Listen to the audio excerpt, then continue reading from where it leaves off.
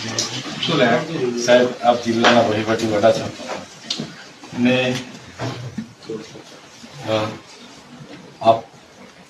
આપે એવી કોઈ મારા વતી સાંસદને અહીંયા બોલાવ્યા હતા અને નીલરાવને બોલાવ્યા હતા અને આપે એવું કીધું છે કે ચૈતરભાઈ 1.5 કરોડ માંગતા હતા પણ માંડ 75 લાખમાં પૈતું છે અને એમને 75 લાખ રૂપિયા આપણે આપવાના થાય છે. ત્યારે સાંસદે એવું કીધું કે ના ભાઈ, આપણે 1 રૂપિયો આપવાનો થતો નથી. એમ કરીને સાંસદે 2 આટા પ્રેસ વાર્તા કરી છે. હવે મેં બી ધારાસભ્ય છું સાહેબ.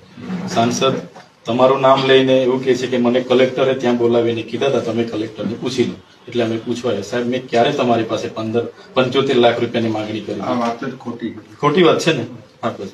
તો આ મેં લેખિતમાં આવ્યો છું સાહેબ. તો મને સાહેબ આપશ્રી મને ન્યાય આપશો એવી માંગણી છે.